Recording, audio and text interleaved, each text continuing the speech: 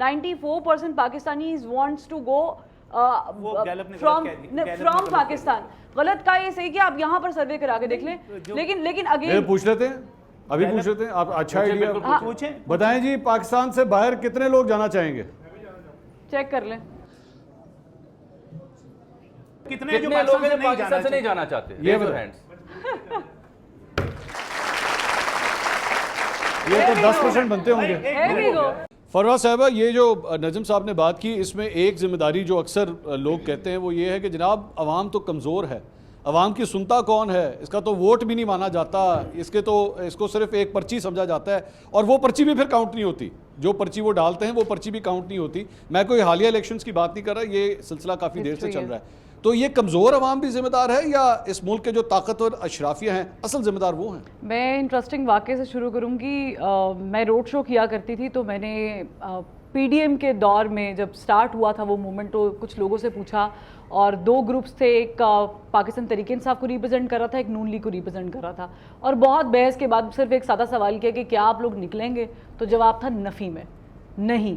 تو پرابلم یہ ہے کہ جب ہم بات کرتے ہیں ایک چینج کی, بات کرتے ہیں کہ ہم ملک کو بدلیں گے, اور 64-65% یوتھ ہے, یہ صرف یہاں بیٹھی ہوئی نہیں ہے, پورے پاکستان میں ہے, دنیا کی ٹاپ کنٹریز میں پاکستان آتا ہے جس پہ سب سے زیادہ یوتھ پائی جاتی ہے, یعنی سب سے زیادہ اسٹرانگ فیوچر ہو سکتا ہے. لیکن ہم خود ہی ذمہ دار ہیں, کیونکہ ہم لوگ باتیں تو بہت بڑی بڑی کرتے ہیں, گفتار کے ہم غازی ہیں, مگر جب عمل کی بات آتی ہے تو ہم کہتے ہیں نہیں, کون جائے گا گرمی میں, کون نکلے گا, اور مثالیں پھر ہم بنگلہ دیش کی دیتے ہیں جیسے آپ نے بھی اپنے انٹرو میں دی ہیں. تو پوائنٹ یہ ہے کہ ذمہ داری جب ہم اپنا ذمہ خود اٹھا لیں گے, اپنے گھر سے اٹھا لیں گے, اپنی ذات سے اٹھا لیں گے, اور وہ یہ نہیں ہے کہ آپ نے کسی کے گھر میں گھس جانا ہے, توڑ دینا ہے, کوئی اسٹیٹ کے خلاف کوئی ایک مہم چلانی ہے, آپ نے حق اور سچ کی بات کرنی ہے, اور وہ حق اور سچ کی بات آپ کسی بھی طریقے سے کر سکتے ہیں, تبھی آپ کوئی معاشرے میں چینج لے کے آ سکتے ہیں. ادروائز یہ آپ کی بھی ذمہ داری ہے, یہ میری بھی ذمہ داری ہے جو ہم روز ٹی وی پہ بیٹھتے ہیں, اور یہ ان لوگوں کی بھی ذمہ داری ہے جن کو آپ خاموش ووٹ تو ڈالتے ہیں, کاؤنٹ ہوتے ہیں یا نہیں ہوتے, لیکن وہ بھی جا کے معذرت کے ساتھ کچھ خاص کرتے نہیں ہیں, نہ آپ کے لیے, نہ ریاست کے لیے, نہ اپنے لیے, اور نہ اس ملک کے امیج کے لیے. نجم صاحب, آدھی رات کو پارلیمنٹ کھولنا غلط ہے؟ پھر بالکل حلال ہے. حلال ہے, ہاں بالکل, صبح کھولیں, دوپہر کھولیں, شام کھولیں, لیکن اپنے کام کے لیے کھول رہے ہیں. اپنے لیے کیوں کھولی جی پارلیمنٹ؟ ہم بہت ساری چیزیں جو ہیں اس کی سکرین ویلیو پہ لیتے ہیں, جو فیس ویلیو ہے اس پہ لیتے ہیں کہ جو کچھ سامنے آ رہا ہے, اور میرا نہیں خیال کہ جو آئینی ترمیم ہے یہ کوئی اچانک سامنے آئی.